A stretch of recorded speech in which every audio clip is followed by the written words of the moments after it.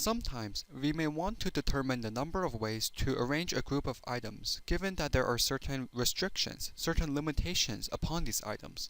For example, let's say we ran a daycare and we had children lining up in a line.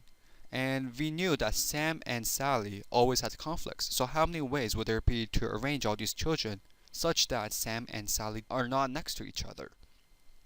These type of questions are just like permutations, except they're oftentimes a tiny bit trickier, a bit more thinking. So let's try an example. We have a bookshelf, and on this bookshelf there are 5 shelves. Yes, this is not your typical bookshelf. And we have 4 books: Great Gatsby, Dracula, 20,000 Leagues, and let's say The Fall of Reach. By the way, this is a Halo book. It's really good. Everyone should read it. And the question is, how many ways can we place these 4 books on the bookcase such that Dracula will always be on the bottom shelf?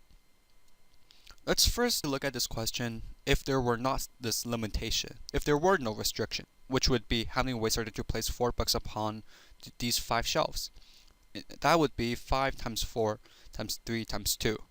Notice that this is the same as 5 times 4 times 3 times 2 times 1, which would be the number of ways to place 5 books upon 5 shelves.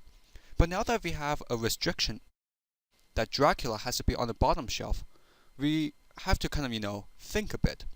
So this has to be Dracula. If this is Dracula, we have 4 shelves left, 4 shelves for 3 books. So now we have changed this question to how many ways can we place 3 books in 4 shelves, which is 4 times 3 times 2. And our answer is 24 ways to place 4 books among 5 shelves if Dracula has to be on the bottom shelf. And this is your typical permutation with restriction question. It's just like permutations with a twist. Some more brains involved. Let's try another question.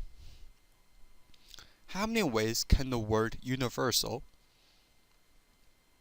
by the way, you guys should all go to Universal Studio. It's amazing. How many ways can the word universal be rearranged if the second letter remains as N and the third letter continues to be an I? So if there were no restrictions, there would be a total of 1, 2, 3, 4, 5, 6, 7, 8, 9. 9 factorial ways to rearrange this word universal. But since there are this restriction, we now have 1, 2, 3, 4, 5, 6, 7 letters to rearrange. So any letter can go in the first place. There are 7 letters that can be the first one. And there will be 6 letters left to go in the 4th spot, 5 in the 5th, and so on. So in total, with this restriction, there will be 7 factorial ways. Instead of 9 factorial, 7 factorial ways to rearrange the letters in the word universal such that N is the second letter and I is the third letter.